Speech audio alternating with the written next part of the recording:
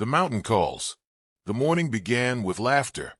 The town of Ridgehaven, tucked quietly between the foothills, had woken to the crisp breath of winter. The air smelled like pine and frost.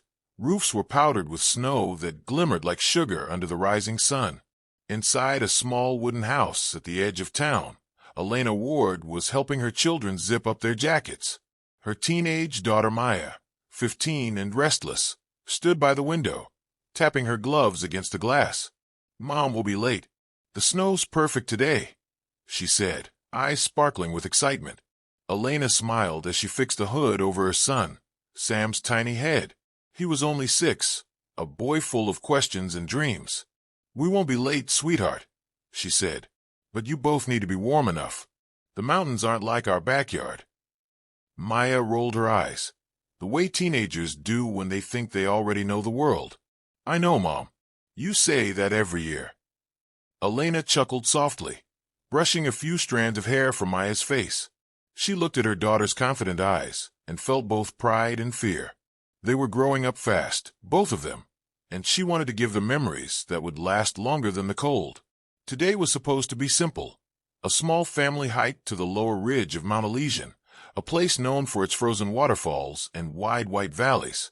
They'd take pictures, drink cocoa, and be home before dark. That was the plan. As they packed the car, Sam carried his favorite toy car, a red one with chipped paint, and whispered, "Can my car come too, Mom?" "Of course," Elena said, fastening his seatbelt. "Every hero needs his companion." The drive began under a silver sky. The mountain road curved like a ribbon through forests of fir trees, the world around them slowly turning white. Music played softly from the radio, old songs Elena's late husband used to love. For a moment, she allowed herself to hum along, feeling the warmth of memory mix with the chill of the wind. It had been 3 years since he was gone, an avalanche accident during a winter patrol. Since then, the mountains had been both friend and enemy to her. Yet she returned every winter, maybe to feel close to him again, maybe to show her children that fear doesn't have to mean surrender. They reached the trailhead around noon. The sun peeked through the clouds, lighting the snow like crushed diamonds.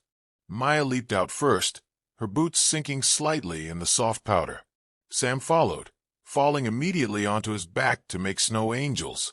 Elena laughed, snapping pictures with her camera. "All right, explorers. We'll go as far as the waterfall and come back. No wandering off, okay?"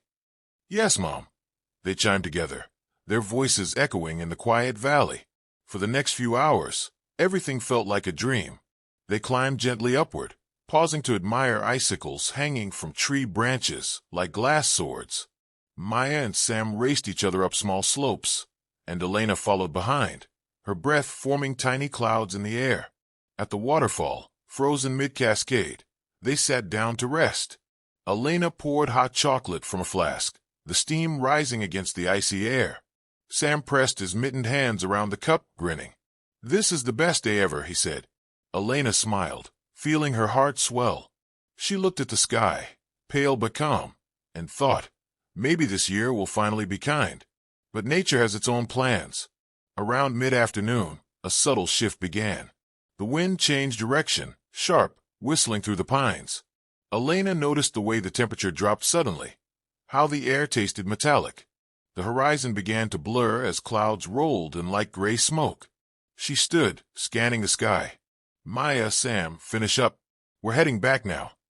Maya frowned. "Already? We just got here." "The weather's changing," Elena said firmly. Now, within minutes, the cheerful blue above was swallowed by thick white. Snow began to fall, softly at first, then heavier, faster. The path they had followed was disappearing before their eyes. Elena quickened her pace, holding Sam's hand tightly while calling for Maya to stay close. The wind grew into a roar. Flakes stung their faces like sand. "Mom," Maya shouted over the storm. "Where's the road?" Elena looked around. Everything looked the same, white, endless, spinning. "Just keep walking," she yelled, though even she didn't know where. The storm was building faster than she had ever seen.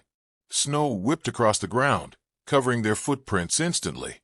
The trees, once markers of safety, now looked like dark ghosts in a blinding fog. Her heartbeat pounded in her ears. She tried to remember the map, the trail's turns, the car's direction, but her thoughts were frozen. Every instinct screamed find shelter. Then, through the curtain of snow, she spotted something, a dark shape ahead, like a shadow against the white. She dragged the children toward it, stumbling through knee-deep snow until she reached a small rock hollow at the base of a hill. It wasn't much, just a shallow cave formed by two boulders leaning together, but it broke the wind. "Get inside," she said, pushing Sam in first, then Maya. She followed, her gloves soaked, her breath heavy. Inside, it was cramped but quiet. The howling outside softened to a muffled growl. Elena could still see the storm raging beyond the narrow opening. Sam began to cry, his lips trembling. "Mom, are we stuck?" Elena hugged him tightly. "Just for a little while, honey. We'll wait it out." Maya sat in silence, her brave face starting to crack. "We can't even see the road anymore," she said softly. Elena forced a smile. "We'll be fine. This will pass." But deep down, she wasn't sure. Hours passed. The day faded into night, though it was impossible to tell when the sun disappeared. The storm didn't stop. It only grew louder, heavier. The snow piled at the mouth of the cave, sealing them further in. Elena checked her phone. No signal. The battery was low. She turned it off to save power. Their bag held 2 sandwiches, a thermos half full of cocoa, and a few chocolate bars. Enough for a day, not more. She rubbed Sam's hands between hers, feeling the stiffness in his fingers. Maya sat wrapped in a blanket beside them, her teeth chattering. The temperature kept falling. Elena pulled off her gloves, cupped her children's faces, and whispered, "Listen to me. We're together, and that's what matters. No matter how cold it gets, we stay close. We keep each other warm." Maya nodded, tears shining in her eyes.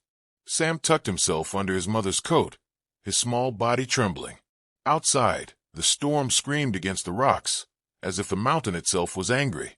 Elena stared into the dark, her mind spinning through memories, her husband's laughter, the day Maya was born, Sam's first steps, everything she could lose if she failed now. She closed her eyes and whispered a silent prayer. "Please, just let them see the morning, the longest night." The wind howled through the cracks of the cave like a living thing, breathing and snarling against the stone. Every few minutes, a new gust sent a fine spray of snow into the hollow where Elena and her children huddled together. The sound was endless, like the sea roaring in the dark. Hours blurred into one another. Time lost meaning. Elena's phone showed 9:27 p.m. when she checked it last. The battery was at 15%. She turned it off again. There was no point watching the numbers fall. Not the battery, not the temperature, not their hope. Maya had drifted into a shallow sleep, her head resting on her mother's shoulder. Sam was curled up in Elena's lap, wrapped in both their scarves. His small hands were tucked under her coat, pressed against her chest for warmth. She could feel his tiny heartbeat, fast but steady, and that single rhythm kept her sane. The storm outside still raged, but sometimes it paused, as if the mountain itself was catching its breath. During those moments, the silence was almost worse. In silence, Elena could hear everything: the soft crying of her daughter, the faint rattle of her own teeth, and the cruel thought whispering in her head. What if no one finds us? She pushed it away. She had to. "Mom." Maya's voice was hoarse, her throat dry. "Yes, sweetheart." "Are we going to die here?" Elena froze. The question pierced her heart like ice. She looked into her daughter's frightened eyes and forced her lips to move. "No," she said, steady but gentle. "We're not going to die. We just have to last the night. People will start looking for us tomorrow. The snow will stop." Maya's chin trembled. "You don't know that." "I don't," Elena admitted, brushing her hair back. "But believing it helps me keep you safe. So that's what we're going to do, believe." For a long time, neither of them spoke. The fire they had managed to start earlier was gone. Only a dull red glow of ash left at the edge of the cave. The smell of burned wood and damp air filled the space. To keep the children awake and calm, Elena began to tell stories. She spoke softly about the first time she met their father on the mountain, about how he could read snow like a map, about the day Maya was born during a spring storm. Sam listened with half-closed eyes. "Was Daddy brave?" "The bravest man I ever knew," Elena said, smiling faintly. "But do you know what made him truly strong?" Sam blinked. "What?" "He was never afraid to care," she whispered, "even when it hurt." Maya leaned against her. "Like you," she murmured. Elena felt a tear roll down her cheek, warm against her frozen skin. She didn't answer. She didn't have to. The test of night. By midnight, the snow had sealed the cave almost completely. Only a narrow slit remained where the wind could hiss through. Elena knew that if the snow blocked it entirely, they could suffocate. She crawled toward the opening, her hands numb and bleeding from the cold. She used her scarf to clear the snow again and again, breaking the ice with her bare fingers. Each time she breathed into the hole, the air came back colder. Her body screamed for rest, but she didn't stop. When she returned to her children, her hands were shaking violently. Maya reached for her. "Mom, your hands." "Don't worry about me," Elena said, forcing a smile. "Just keep Sam warm." Sam stirred and coughed weakly. "Mommy, I'm thirsty." Elena checked their thermos. It was empty. She scooped some clean snow from outside, holding it in her palm until it melted, and let Sam sip the cold water. "Just small sips, baby," she said softly. "We need to make it last." The minutes dragged. The darkness thickened. Every noise sounded like a threat, branches cracking, snow shifting, wind screaming. Elena began to feel dizzy. The cold was sinking deep, like a poison. Her thoughts started to slow, drifting like snowflakes. "Stay awake," she told herself. "For them. Stay awake." She looked at Maya, her brave, stubborn girl, holding her brother close, whispering softly to keep him calm. Elena realized then that her daughter was no longer a child. The mountain was changing her, shaping her into something strong and fierce, the same way it had once shaped her father. "Mom," Maya whispered after a long while. "If Dad was here, what would he do?" Elena smiled faintly through cracked lips. "He'd tell us to wait for the light." The faint light. It was near dawn, though they couldn't see the sun yet, when Elena finally noticed a change. The wind had slowed. The cave no longer trembled with every gust. The air was still freezing, but the storm had lost its rage. Elena crawled again to the entrance and pushed at the wall of snow.